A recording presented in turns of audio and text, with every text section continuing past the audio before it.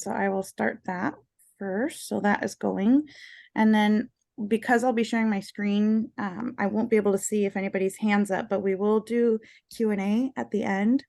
So if you have a question, you can place it in the chat for now, or if you can hold your questions to the end, then we'll ask you to either raise your hand through the app or just go off of mute. So I will share my screen now. So were you going to say something, Ben?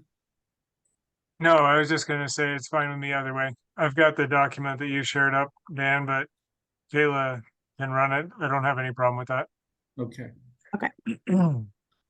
So the first question that comes up is, what's the background of how we got to this current project? And going back to 2017, 2018, we started what we called the Citizen Facility Advisory Committee. And after we get into this a little bit, I want to introduce a few people to you, but I want to kind of build towards that first. And the Citizen Facility Advisory Committee was the board charged me with getting a group of citizens together with some key school district staff to take a look at our facilities, evaluate the needs, and report back to them. And so we started that process back in 2018, 2019, and we actually had a capital levy to replace the bus barn and do some of those things on for 2020, but with COVID, we pulled it off the ballot. And we put it back on the ballot for 2022, which it thankfully passed, and we're just about done with that facility. So the second thing that happened is about a year ago, the school board at that time asked me to revisit the Citizen Facility Advisory Committee, which I did. We put out a new application, a new explanation, and a lot of folks came forward that wanted to learn about our schools, learn about the maintenance of our schools, learn about the cost, how you can use various budgets to fund different parts of the school district, and what it takes to build a school, and how do you finance. I mean, most folks didn't have any idea how that all worked, and so we started that process. I want you to, if you look at this particular slide, you look at the lower right-hand corner. McGranahan Architects is a architectural firm in Tacoma that has had a hand in working on or actually designing the build of some of our schools. And so I called up them, and we started working with Ben Fields, who's in attendance tonight, as he was a consultant, because the Citizen Facility Advisory Committee gets to a point where we just don't have the knowledge base or the skill set to be able to understand how do you cost out various parts of schools. What are the components that you do? And when we work with a consultant like McGranahan, and we have access to Ben, those estimates and cost estimates come from some pretty good database of information that is what becomes what it is. Becomes the cost that ends up associated with this. And we'll get into talking about that, but Ben is with us tonight, and he will speak as we get going on. I also have several school district staff: Dan Baller, Director of Finance; Dave Moon, who is the Director of Technology. These guys were both on the Citizen Facilities Advisory Committee. Charlie Weaver as school district representatives, and there was probably 15 to 20 citizens. Have a couple of board members: Marianne Naisland, recently elected in District 4, and Gigi Goldner, who is, I think, in her third year in District 5. So thankful for them. And of course, my executive assistant, Kayla Chong, who I wouldn't be able to survive without. But thank all those folks for being involved. And we, please put questions in chat. We'll, at the end, we can discuss them. And so the first thing I want to do is, why do we need a bond? What is a bond, and why do we need a bond? And if you can go to the next page, Kayla. These are the questions that we will try to answer. Why do we need a bond? What will the bond pay for? When will the work be done? How much will it cost? And at the very end, I've got a additional information slide. And so let's go start talking about why we need bond. We need space. If if one of the things that you noticed that surprised me a little bit, since the pandemic hit, there have been a lot of homes built, and we have a lot of very young kids either in the district or who will be entering the district. Case in point, Sultan Elementary School for years and years, our highest number of students was 105, and that was a kindergarten class several years ago. And then we didn't repeat that again until we started to see all these homes built. We now have every class at Sultan Elementary School with over 100 kids. Some have as many as 115 in them. And those kids will matriculate to middle school and ultimately the high school. That show that there's going to be more need for space. And the way we've remedied that is we've added portables, which you can see at Sultan Elementary School. Can you go to the next slide, please, Kayla? Next slide. So this is part of the enrollment forecast. And so when we started to grow, right when we came back from the pandemic, we grew by 90 students at Sultan Elementary School, higher than we were previous. And that necessitated the need to put portables in. As the next couple of years went by, we continued to see additional students go in. And right now, there are 675 kids at Sultan Elementary School, including preschool. I talk about it in terms of about 640. That's the K through 5. But when you add preschool into it, it goes to 675. We've also added 2 portable restrooms. We leased them last year with impact fees that we collect from development. This year we bought them because it was more cost effective. And at the point that we won't need them, we will be able to sell them and then put that money back in our capital projects budget. But this slide that you see right here is an enrollment forecast that we had professionally done, again, using impact fees, done by Flow Analytics, and it shows really 3 projected outcomes over the next 10 years. And after careful analysis and working with Flow Analytics, we landed on the middle bar as the most likely place that we would be in 10 years from now, and that would be 340 more students than we currently have today. If you look at the top graph, that's probably too aggressive, and so we threw that out. And then if you look at the bottom one, that's pretty flat, and we threw that out. So this is the heart and soul of the reason that we need to run a bond to build a new school and restructure how grade levels are laid out in our district. Next slide.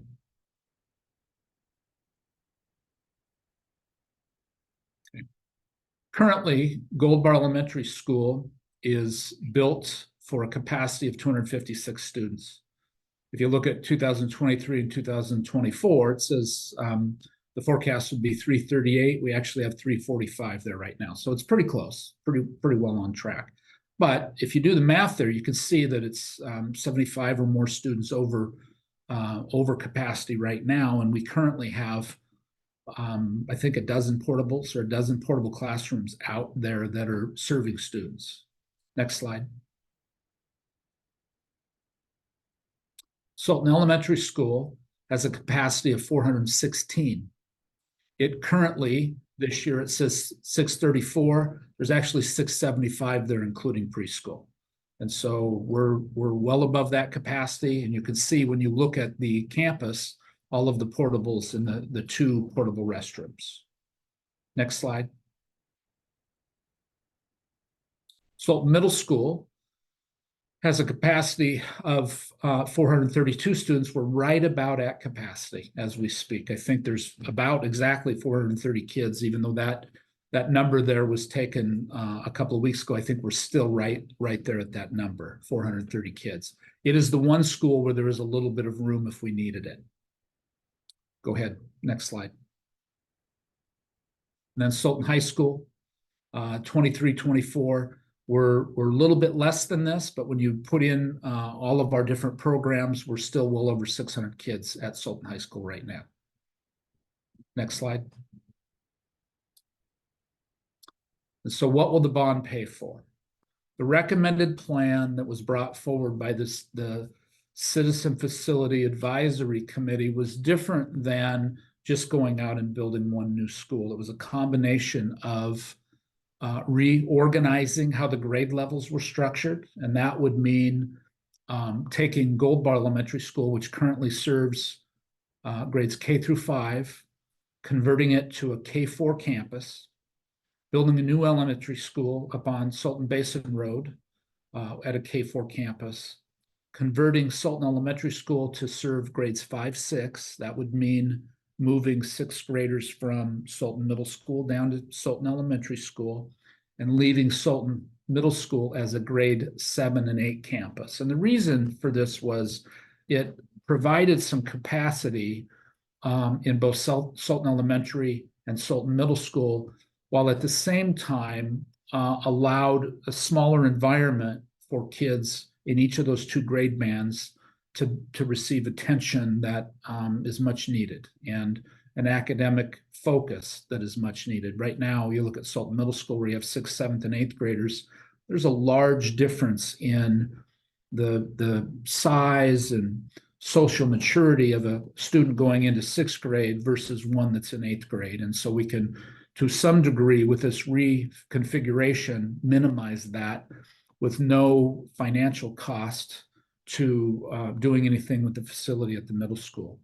And we'll talk about it a little bit more later, and the changes to Sultan Elementary would be fairly minimal. It would be cosmetic upgrades, but it would also address some of the things to make that building more appropriate for 5th and 6th grade. And we'll talk a little bit more about that in some upcoming slides. Next slide, please.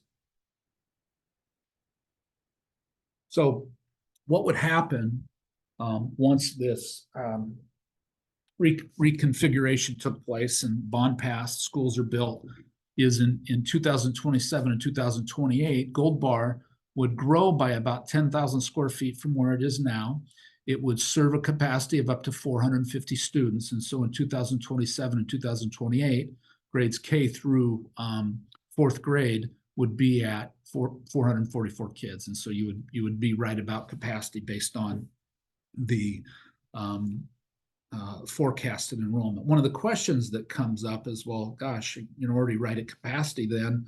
Typically, it's difficult to pass a bond to support a school that's going to have 4 empty classrooms. It's just not, just doesn't work very well. I stand to be corrected, but that's generally been my opinion. You don't, or my observation and experience is it just doesn't work very well. So the proposal is go to Sultan Elementary if you can, please, Kayla. The next slide. And then Sultan Elementary School would also be serving right about that much. And we used the enrollment figures to come up with these numbers. And Ben, do you want to speak a little bit to how this all rolled forward? You worked diligently with us to come up with these numbers. Yeah, these numbers are based primarily on that data that Flow Analytic put together for the district. We took a look at that middle range that Dan talked about, and then we looked at how many students in each grade and where those students might be. And then we decided on the size of these schools and the capacity. Thank you. Next slide, Kayla.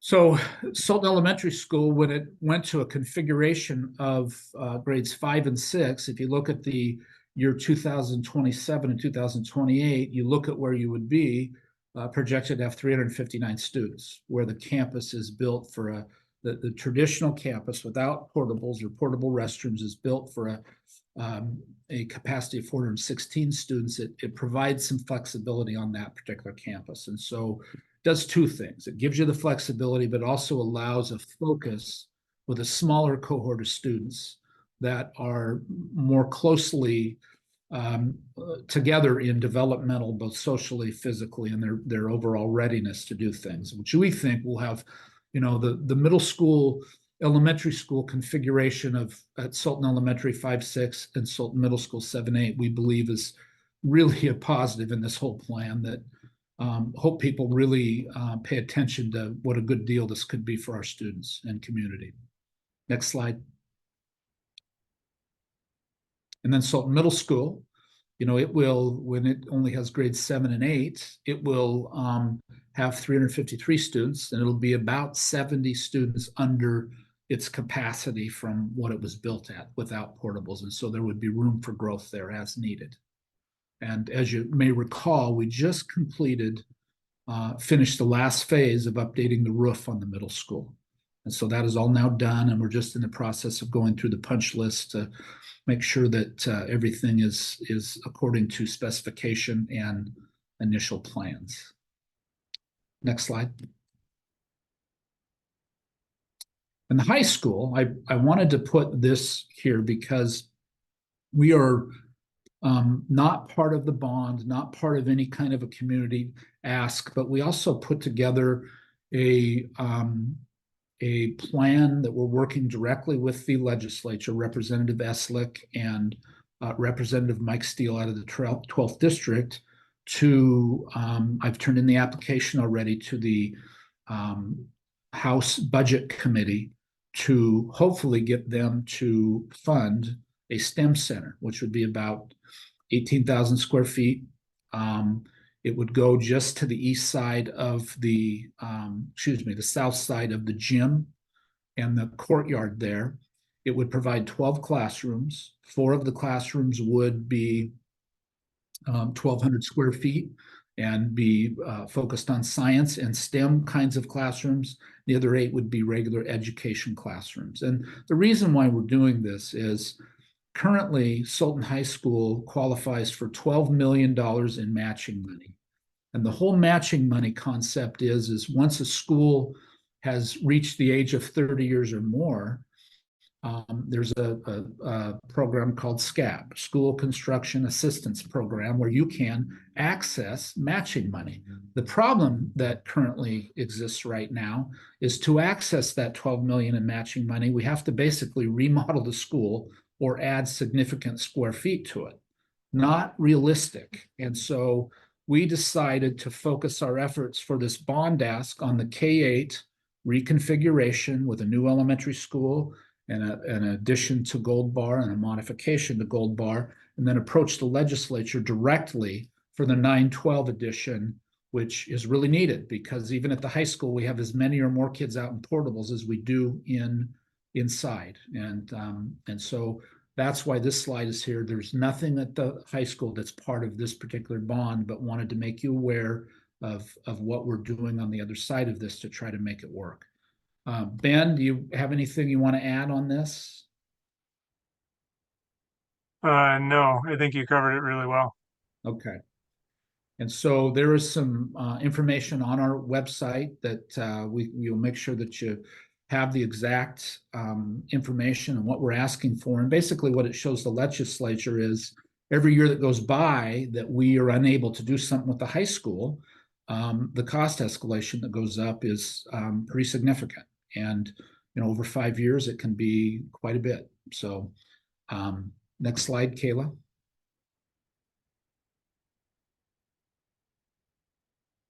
So Ben, I'm going to kind of turn this over to you, the project timeline and what it might look like. Yeah, thanks. So as Dan mentioned, escalation can be quite a bit of money pretty fast. Costs go up relatively quick. So as a group, the CFAC decided to push as many projects earlier than later. So we're going to try and get Gold Bar Elementary design started right after the bond passes. We'll wait a few months to start the new elementary school, just so that both the Gold Bar and the new elementary school aren't going into permit at the same time and overwhelming the city resources. So we want to offset that just a little bit, but both schools we want that design to start in 2024 so that we can get the construction to begin as early as possible. And then we can reduce the escalation costs as much as we can. You summers, maybe we do some planning in 2025, and then we work on that in 2026 and 2027. And the demolition of the bus barn, that's its own thing. It's kind of a standalone. We can do that as soon as the bond passes. We'll just get the demo permits and start getting a contractor out there to take care of that. But the idea is that all three schools would be open in the 27 to 28 school year for students to attend. So we can go to the next slide, Kayla. And then how much is that going to cost? If we look at this, so because we're pushing this forward and we're trying to reduce the escalation to the extent possible, the projects, we've tried to reduce those as low as we could. We're anticipating around $29 million for Gold Bar, about $48 million for the new elementary school, just over $2.5 million for Sultan to get that ready for kids. And then it's about $250,000 to demolish the bus barn. So we can go to the next slide. So this slide and the next slide work together, and the question always comes up as, you know, as a citizen, as a taxpayer, what's this going to cost me? And if you look at where we currently are in this current year, 2024, we currently have on there is a capital levy, that's the 91 cents, and then the enrichment levy, and that's $1.59. One of the things that came up when we passed the capital levy in 2022 was, you know, the belief that a need for a school or a need for something different than what we were doing was in the horizon. You know, people would ask me this question, and I would say, well, I'm going to try to time whatever we do for the sunset of the capital levy, because we're currently constructing or finishing up construction of the transportation cooperative, is what it's called, with a capital levy, which was a 4-year levy. And the reason why we were able to do that is that in a cooperative, we service the buses for Skykomish. As a result, the local cost is about $5.5 million, or excuse me, $5.5 million. And the state contributes about $4 million to that.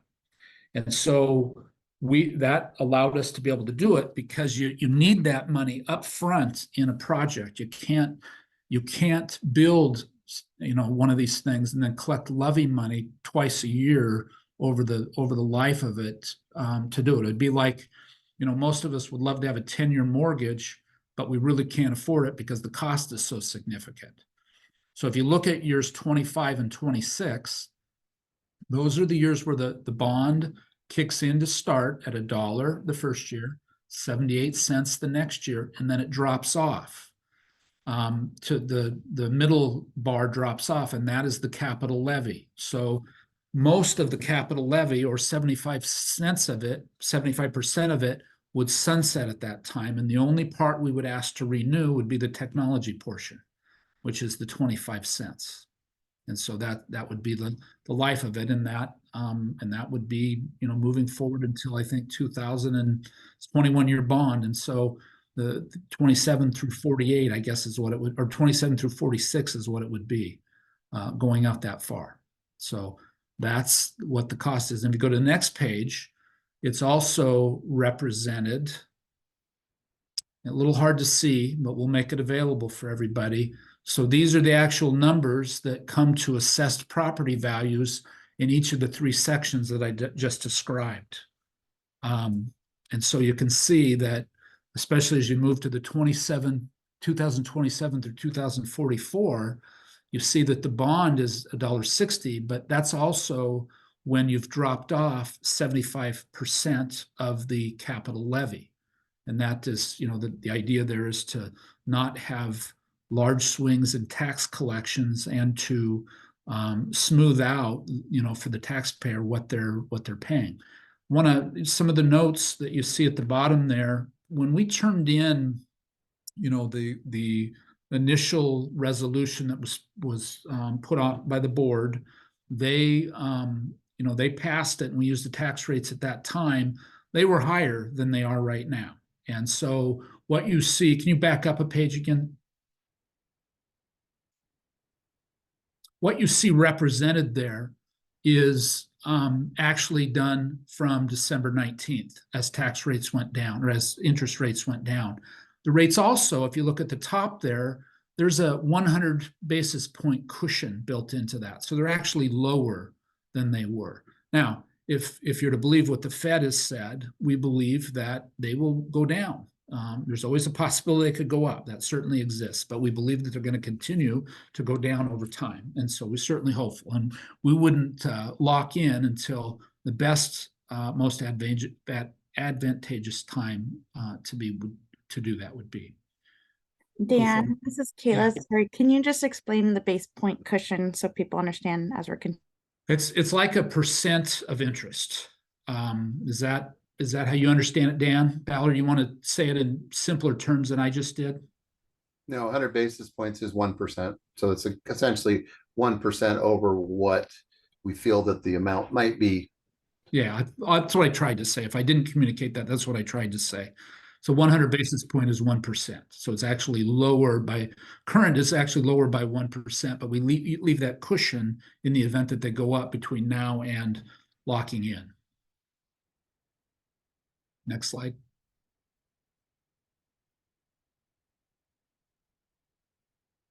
Next slide. Okay. So here's some additional information, that I wanted to share with you. These are questions that come up all the time. And so what we want to do is, if you have a question, we want to go ahead and you can raise your hand and ask away, and either I will answer it or we'll try to find the right person here. If we don't have an exact answer today, what we've done in the past in these kinds of things is we've just put a spreadsheet out that listed the question and provided the answer to the question. And so, Dave, can you show right now where the new building site would be? He'll pull up a slide to show you if you're not aware of where it is. I will stop sharing now.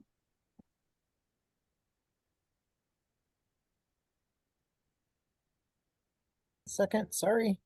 I had it queued up and I lost it. I apologize for that. Oh my gosh. And while he's pulling that up, thank you to everybody who's logged on. We have 26 participants. It's really exciting. So thank you for everybody's attention in this matter. Okay, got it. Sorry about that. Share screen.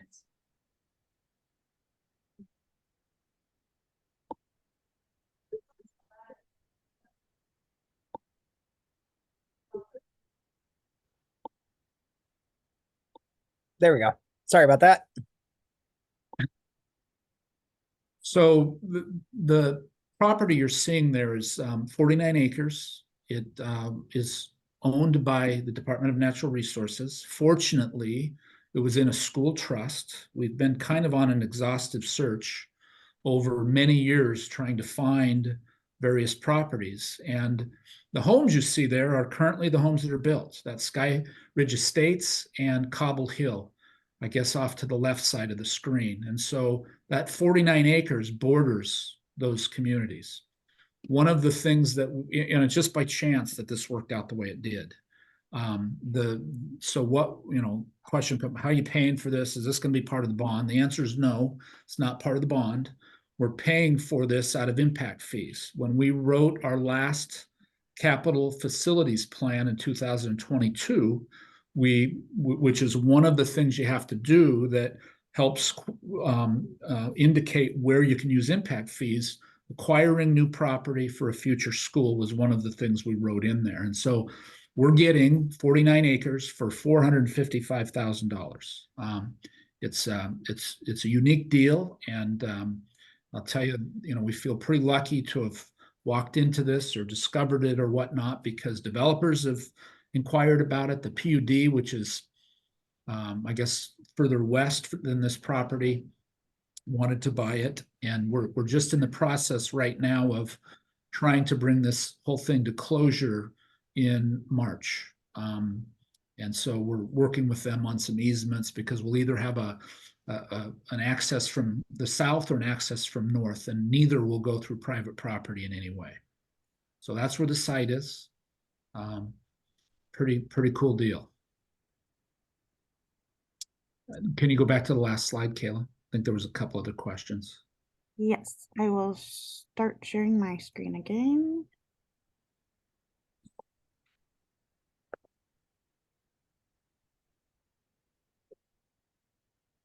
And while she's pulling that up, I'll just share with you, you know, one of the things that we didn't want to do is build a new school in that region that only served mostly the families that have recently moved in. And believe that the reconfiguration that we're doing, you know, will allow a boundary change to take place so that the kids that are currently in grades K through 4 will attend either Gold Bar or the new elementary that's yet to be named. And so you can't really set the boundaries right now because there's still some developments that have not, they haven't even broken ground yet. And I'm just going to take a guess here. There's on the east side of Sultan Basin Road, there's probably anywhere from 200 to 250 more homes that are in 2 to 3 different developments that will likely be real close to, if not well underway, by the time we get to the opening of the school. All of that's been figured into the enrollment forecasts, but knowing exactly where to draw the boundary line is very difficult to do 3 years before the school opens. And so we would wait to do that. Impact fees. This is a question that comes up all the time. You know, what are you collecting and whatnot? And I've got Charlie Weaver, Director of Operations, on here, so I'm asking him a little bit to talk about that. But I'll just share with you that we went through a pretty exhaustive process to try to generate as many impact fees as we could to offset the cost to the taxpayer. So prior to the 2022 through 2027 fee schedule, we were collecting $2,996 per permit. And then once all this robust building started and we wrote our next generation of a plan, we included lots of potential projects in there, which boosted our impact fee to $14,600 per permit. Now, here's the part that's that I just have to be really honest with you about is once people found out we were doing that, we had a developer come in and buy 151 permits at the low price before they became real. There's nothing we could do about that. But anything that is from January 1st of 2023 and thereafter is collected at the highest rate. And so, Charlie, do you have anything you want to add on all that? No, I think you pretty well covered it. We are in the process of updating the CFP currently, which will take place. It'll go into effect January 1st next year. And Dan, we do have a question in the chat. Yeah. This is from Mac. It says, can you please expand on the options for access to the new school, north and south, and what that looks like? Yeah, probably the most likely would be the south through the city property, and then up to the site where the school would be. The feasibility study that went and checked the property for water, all the different things that you do in there, found of the 49 acres, there's a 24-acre spot, I don't know what you want to say, that's right near the southern border of the property that is very flat and easily accessible. On the north side, it's a little bit more challenging just because you have 1/16th, and then you go in at the end of 1/16th, you go into Parks property, and we're working with DNR to get an easement to use that as either emergency access or whatnot. So there's 2 ways in and out, but the most likely is to enter from the south and the west through the end of an empty cul-de-sac on 124th, somewhere in there. It's not completely ironed out, but that's where we would want. If we had known about this property at the time that those developments were being put in place, there would be a road would have been built in right through the developments. But unfortunately, that didn't happen. And by the time that was built is when we discovered that property was even there. So not going through Sky Ridge or Cobble Hill, but going around. Yes. Okay. Yeah. So go ahead. Okay. Yeah. Just sorry. Yeah. Finish that thought. Yeah. There's just not a way to do it right now that wouldn't cause significant challenge for the residents in there.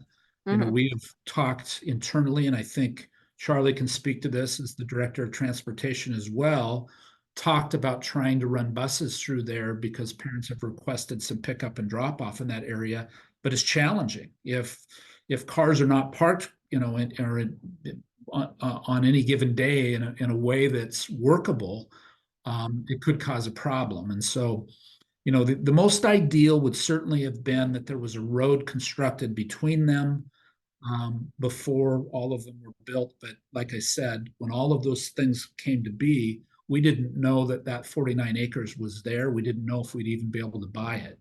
And so the idea now is to go around, not through. And then how, sorry to ask so many questions. What's the buffer like from actual construction of school to like Sky Ridge and Cobble Hill?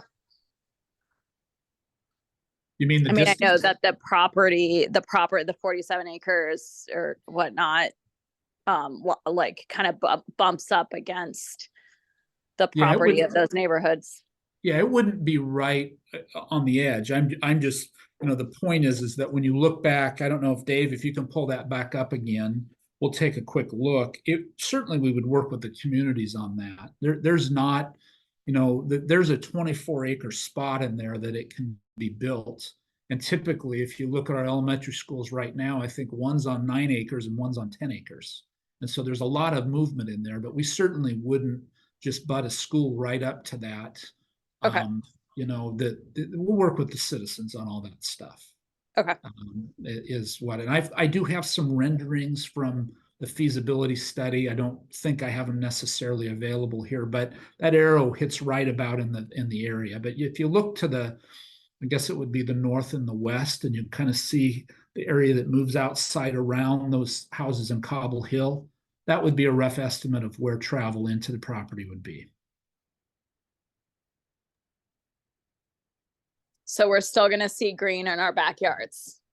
Yes, you have my word. Thank you.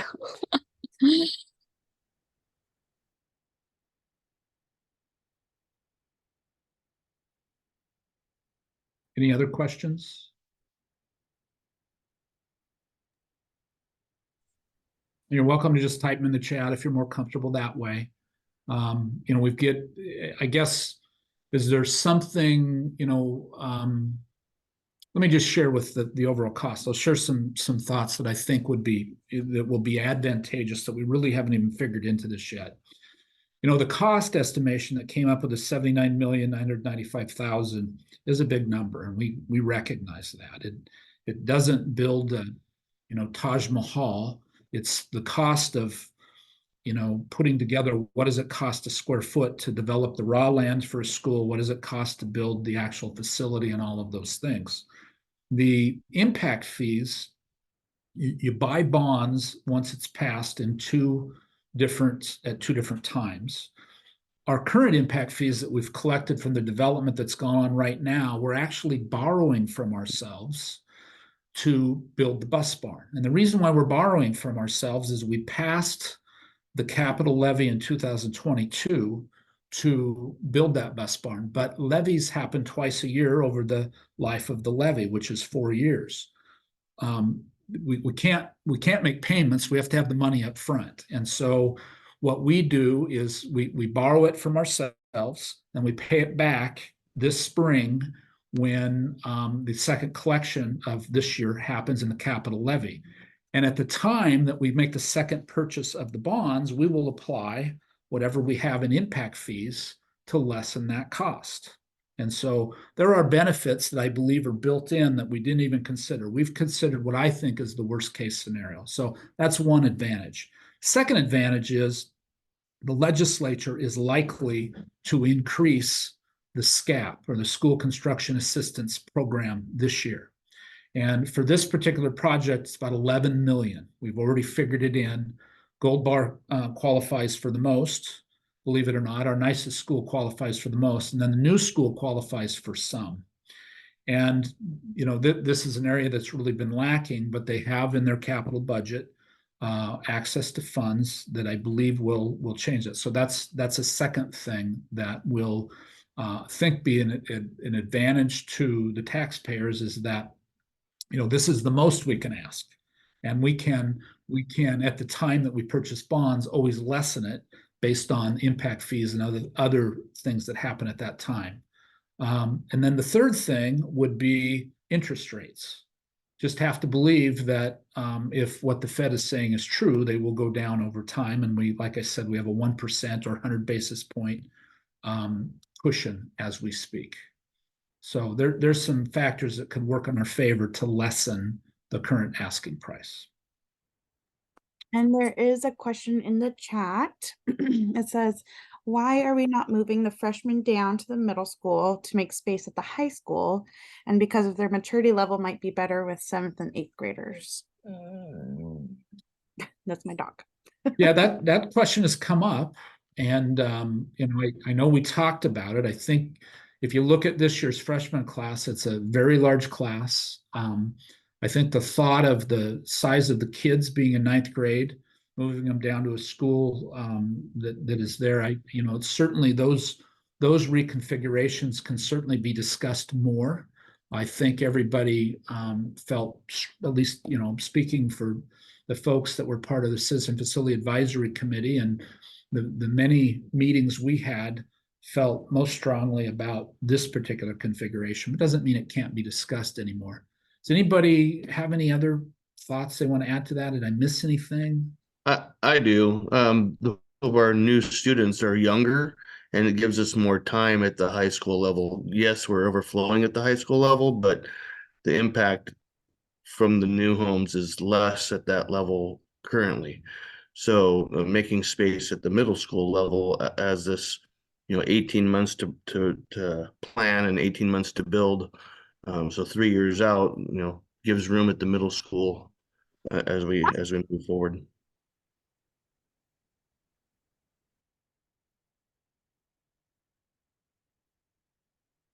Thank you, Charlie. Any other questions?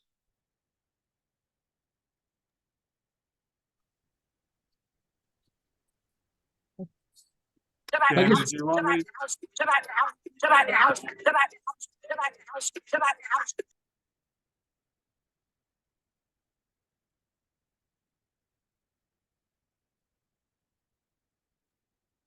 There's no more questions in the chat. I did want to clarify the PowerPoint presentation that was up earlier said the next meeting was going to be at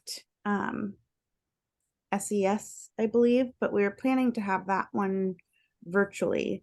So just keep your eye on the bond page, www.sultanschools.org/bond, and that will have the updated schedule of if the meeting's going to be virtual or in person, Nope. and the school it'll be at. The 23rd will be in person. We just Okay. flipped tonight and the 23rd. And the idea would be is that we can take tours there. You can go look at any part of the facility you want. You can, we'll just be there together, and it'll be a similar presentation, much of the same content. But as questions come in and we learn more about what's on people's mind, we can answer them. I want to share with you a little bit more about impact fees. There's a couple of things about school budgeting and school financing. We can't use impact fees alone to build a school. Even if you collected 14,600 and you did 500 building permits at that, and you do the math, it offsets the cost. but it doesn't completely eliminate it. And we are, believe it or not, we have one of the highest collection rates of impact fees around. You would find many bigger districts not having near as many. So there's that. The other part is one of the questions that I think I've been asked is why didn't you plan for this? Well, our yearly budget is about 40 million, and which is a lot of money. About 80% of the 40 million is what staffs, teachers, support staff, everybody that it takes to run a school district of 2,000 kids. The remaining 20% pays for all of the other things that come into play, and that also includes the levy, which is collected as well. And so you can't save money for the general fund and stash it away to build a school. It's just not legal.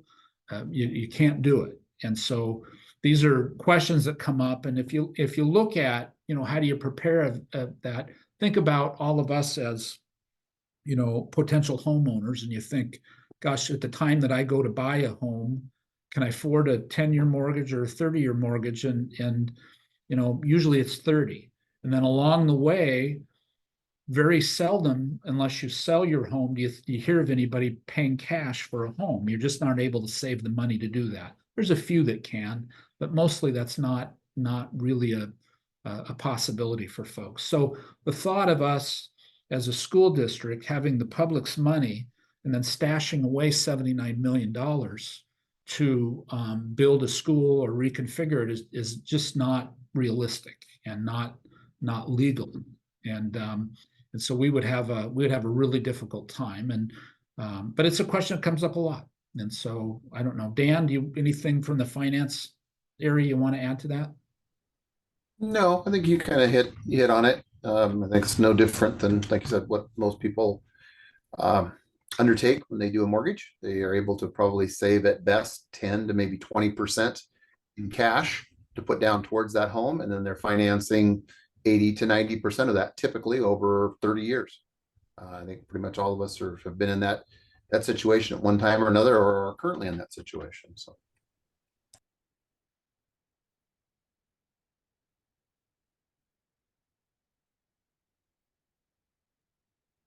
Can anybody, Charlie, Ben, Dan, Dave, anybody from the Citizen Facility Advisory Committee?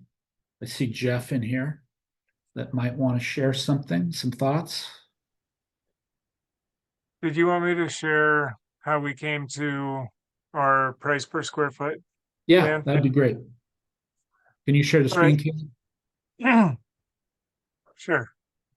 Let me bring this up real quick.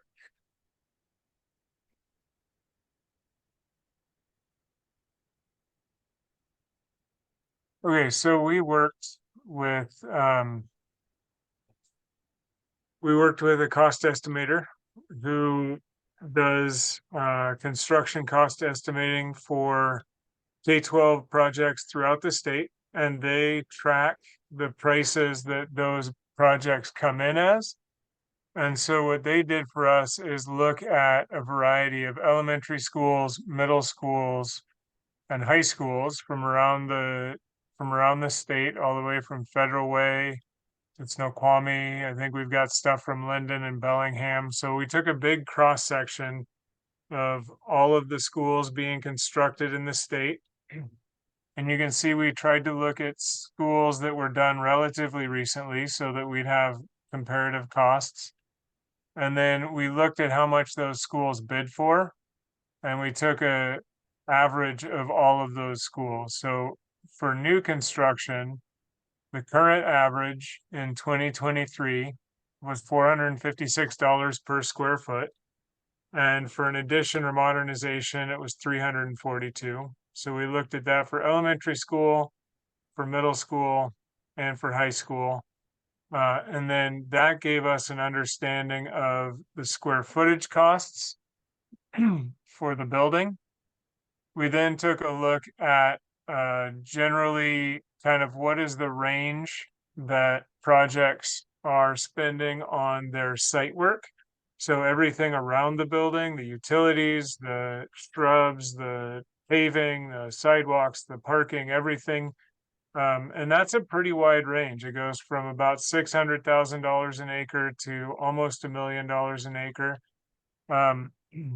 So we took a good guess on what to assign. The site work at Gold Bar is going to be probably closer to the $600,000 an acre, where the site work for the new building will be up on the higher end at the 980 per acre, because we've got a lot of land work to do there. And then we looked at OSPI has been tracking data on escalation year over year, how much construction costs increase. They've been doing that since 1988. So we took a look at both modernization projects and new construction projects. And over that 30 plus year period, modernization escalation is about 8.8% per year, and new construction is about 6% per year. So we put all three of those together. We took a look at, how many square feet do we want? How many acres do we need to develop? And when can we do it? And with all three of those numbers, that's how we came up with the final cost estimate for each building.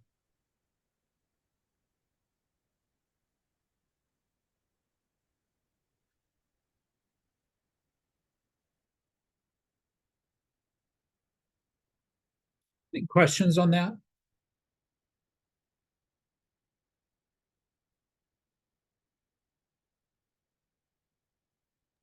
There is a question in the chat that says, where does the funding come from to maintain the new school?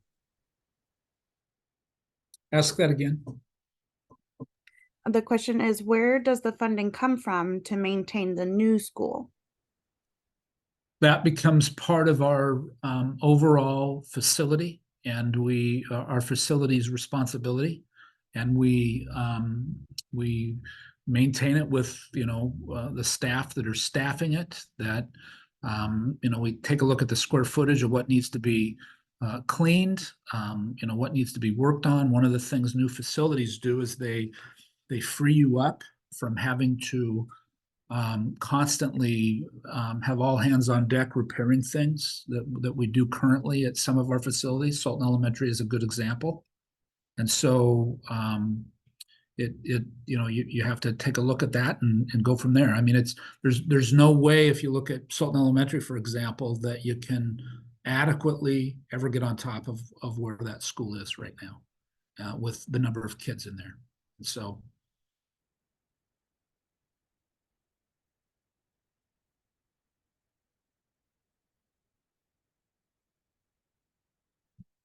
I don't know if that answers the question. Anybody have anyone to add to that? Charlie, how are you accounting for the new bus barn, new transportation cooperative?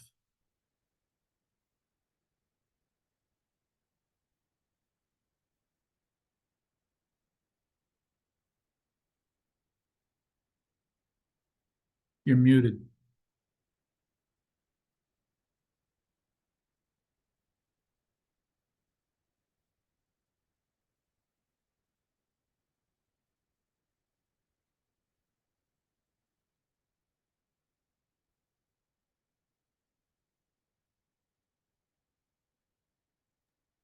There we go. Yeah.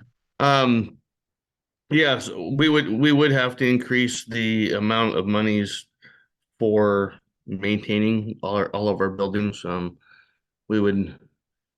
custodial, we'd have to add one custodian. We would have to add probably a grounds/maintenance person. But as far as the monies for repairs and whatnot, and we still have the 4 old campuses, so those would still have to be maintained, and they are aging, but reducing the amount of students in those would give us some leverage to catch up, I think. Yeah, it's not opening until 2027. It's also increased enrollment by then, and so you reconfigure. You're not going to have as many teachers, obviously, at Sultan Elementary, and so there will be some shifting around for sure to staff the buildings appropriately.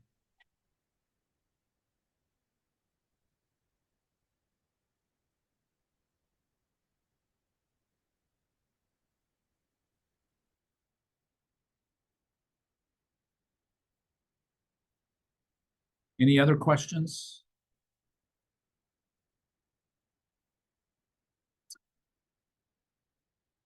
So one of the things we can do, Kayla, is if you want to post, if something comes to mind later that it's not on your mind right now, you can certainly email me or email Kayla. We will go through all of these questions and, like I said earlier, put them in a spreadsheet and provide a comprehensive answer to each one.